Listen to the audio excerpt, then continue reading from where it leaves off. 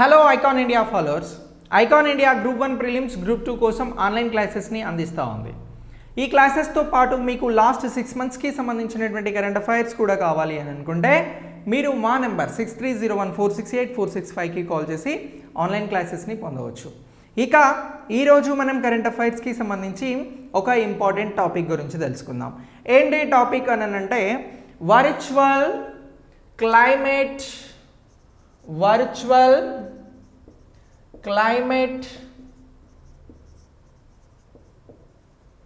Action ministerial.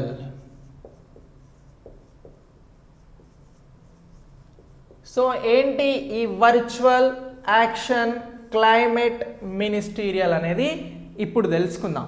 ఏదైతే United Nations framework convention on climate changes, ఏమంటున్నాం? United nations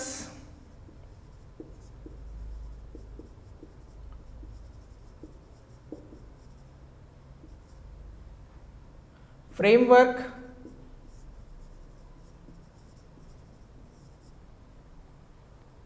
convention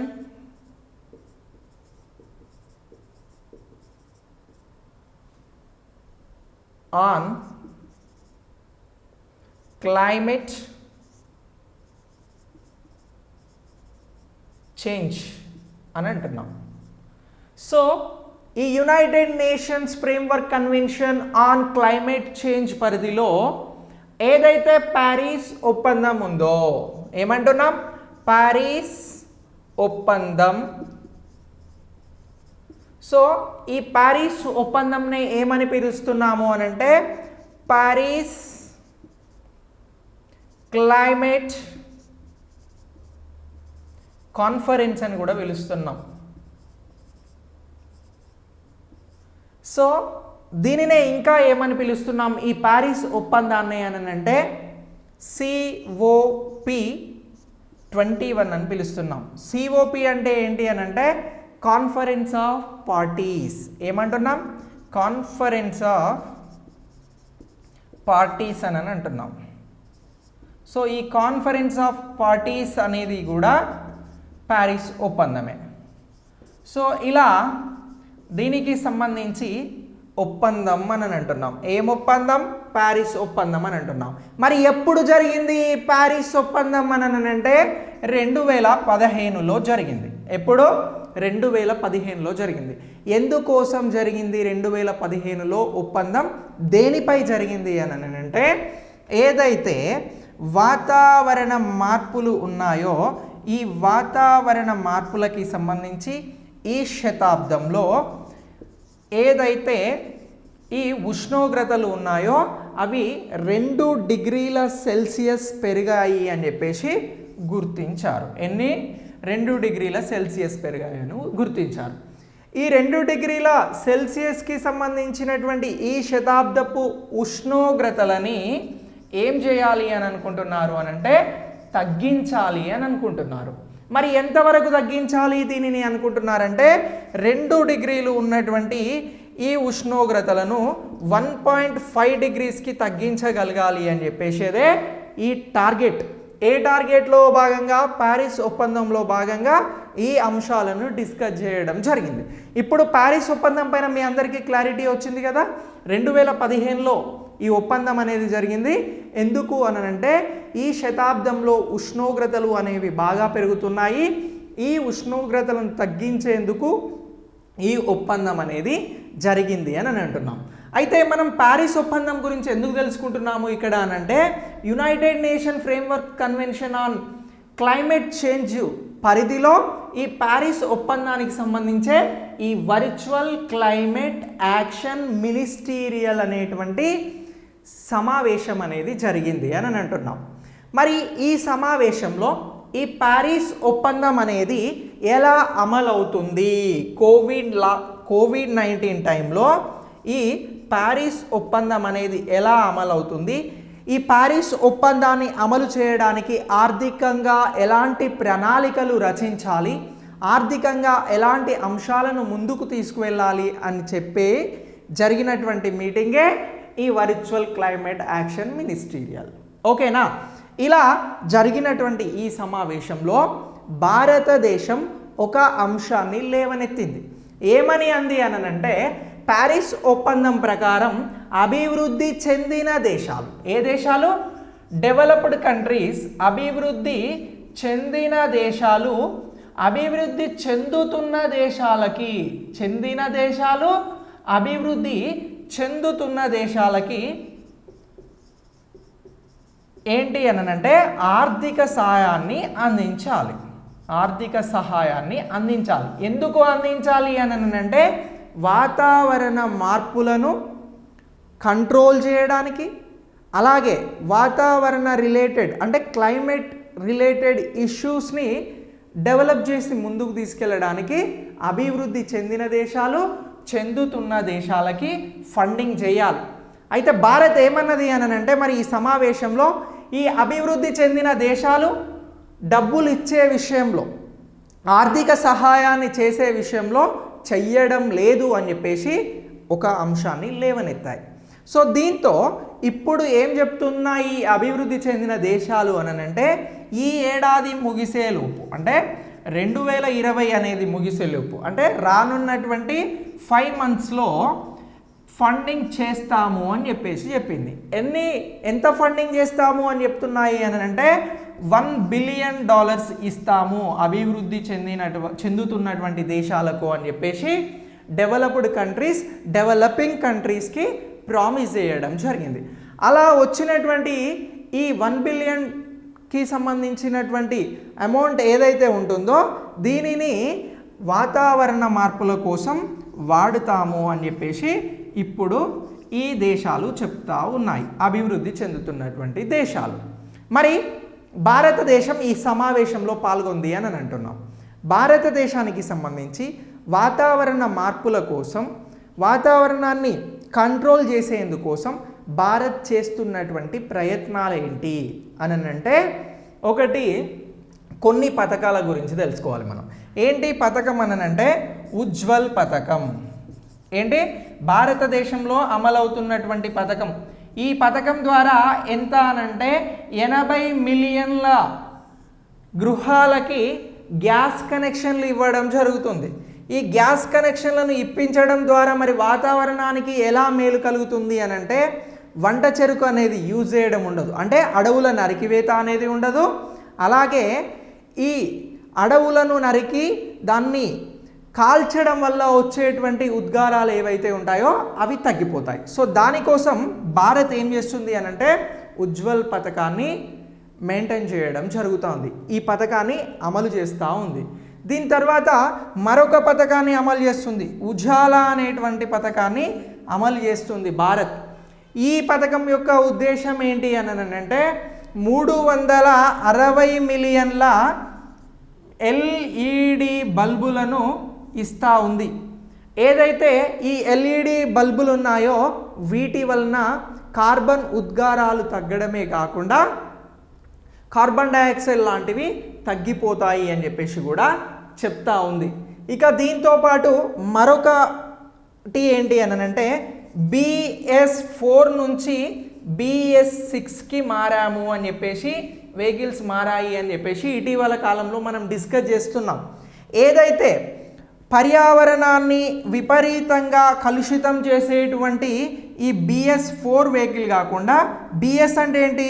Bharat stage 4 నుంచి Bharat stage 6కి మారడం జరిగింది. ఇలా కూడా కార్బన్ ఉద్గారాలను భారత్ కంట్రోల్ చేస్తుంది అని చెప్పేసి కూడా భారతదేశం నివేదిస్తూ ఉంది. సో ఇలా ఈ అంశాలన్నింటినీ కూడా మనం గుర్తుంచుకోవాలి, భారత్కి సంబంధించి అమలు చేస్తున్నటువంటి అంశాలను. ఇక దీంతో పాటు నగరాలకి సంబంధించి, పట్టణాలకి సంబంధించి వాతావరణాన్ని కాపాడేందుకు, వాతావరణంలో సమతుల్యతలు రాకుండా పట్టణాల నిర్మాణం జరిగేందుకు కూడా ఏదైతే క్లైమేట్ రిలేటెడ్గా ఉండేటువంటి స్మార్ట్ సిటీస్ కోసం 2019లో భారత్ ప్రకటించినటువంటి స్మార్ట్ సిటీస్, క్లైమేట్కి సంబంధించినటువంటి స్మార్ట్ సిటీస్ గురించి కూడా భారత్ చెప్తా ఉంది. ఇది కూడా భారత్ ఏమంటుంది అని అంటే ఈ స్మార్ట్ సిటీస్ అనేవి కూడా వాతావరణ కాలుష్యాన్ని, వాతావరణ సమతుల్యతను కాపాడుతాయి అని చెప్పేసి చెప్తా ఉంది. ఇలా ఈ పథకాలను అమలు చేస్తూ వాతావరణానికి సంబంధించినటువంటి అంశాలను భారతదేశంలో అదుపులోకి తెచ్చేందుకు ప్రయత్నం చేస్తున్నారు. ఇంతేనా, ఇంకేమైనా ఉన్నాయా అని అంటే వాతావరణాన్ని కాపాడేందుకు సక్సెస్ అయినటువంటివి కూడా కొన్ని ఉన్నాయి భారతదేశంలో. అది ఏంటి అని అంటే ఒకటి పునరుత్పాదక శక్తి, ఏంటి రెన్యూవబుల్ ఎనర్జీకి సంబంధించి పునరుత్పాదక శక్తిలో 2015తో పోల్చుకుంటే 226 రెట్లు ఎక్కువగా అభివృద్ధి అనేది జరిగింది ఇండియాలో. ఏంటి సహజంగా విద్యుత్ ఉత్పత్తి అనేది.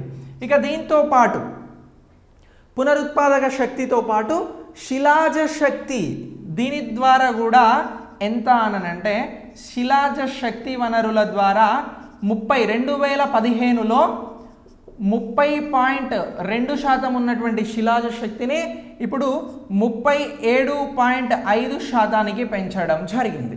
ఓకేనా, ఇలా ఈ రెండింట్లలో సక్సెస్ కావడం జరిగింది. మరి వాతావరణంలో సమతుల్యతలు రావాలన్నా, వాతావరణాన్ని కాపాడాలి అనుకున్నా కూడా మొక్కలను పెంచడం, చెట్లను పెంచడం అనేది చాలా చాలా ఇంపార్టెంట్. దీనికోసం భారత్ ఏం చేస్తుంది? మరి ప్రస్తుతం భారతదేశంలో ఈ అడవుల విస్తీర్ణం ఎంత ఉంది, చెట్ల పెంపకం ఎట్లుంది అనేది కూడా ఒకసారి తెలుసుకుందాం. భారతదేశంలో ఇప్పుడు ఎంత అనంటే 8,07,256 చదరపు కిలోమీటర్ల మేర చెట్లను పెంచడం జరిగింది. ఎంత? 8,07,256 చదరపు కిలోమీటర్ల మేర అడవుల విస్తీర్ణం అనేది ఉంది. ఒక చదరపు కిలోమీటర్ ఈక్వల్ టు ఏమని చెప్పుకున్నాం గతంలో మనం? 247.105 ఎకరాలు అని చెప్పుకున్నాం, అవునా? అలాగే 100 హెక్టార్లు అయితే ఒక చదరపు కిలోమీటర్ అని కూడా చెప్పుకోవడం జరిగింది. సో ఇలా 8,07,256 చదరపు కిలోమీటర్ల మేర అడవులు అనేవి విస్తరించి ఉన్నాయి అని చెప్తున్నారు. ఇక దీనినే పర్సెంటేజ్ పరంగా చెప్తే ఎంత అని అంటే 24.56% మేర చెట్లు అనేవి భారతదేశంలో పెంచబడ్డాయి. సో ఇక దీంతో పాటు ఎప్పుడు అనంటే రానున్నటువంటి కాలంలో అంటే 2030 వరకు, ఎప్పటి వరకు? 2030 వరకు ఎక్కువగా కార్బన్ డైఆక్సైడ్ని తీసుకునేటువంటి చెట్లను పెంచాల్సినటువంటి అవసరం ఉంది. ఏంటి? CO2ను ఎక్కువగా తీసుకునేందుకు, పర్యావరణంలో సమతుల్యత తీసుకువచ్చేందుకు చెట్లను మరింతగా పెంచాల్సినటువంటి అవసరం ఉంది అని చెప్పేసి కూడా దీనిలో భారతదేశం నివేదించడం జరిగింది ఇలాంటి అంశాలను.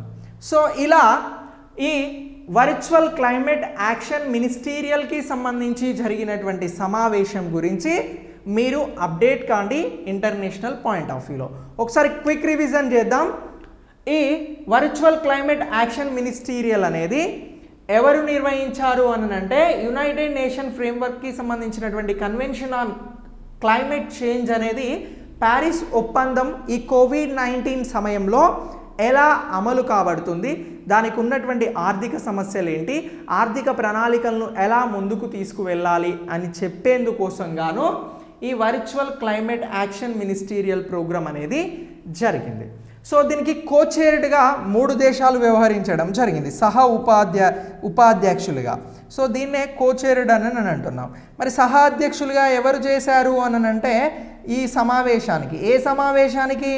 ఈ వర్చువల్ క్లైమేట్ యాక్షన్ మినిస్టీరియల్కి అనంటే యూరోపియన్ యూనియన్, చైనా, అలాగే కెనడా వ్యవహరించడం జరిగింది. ఓకేనా?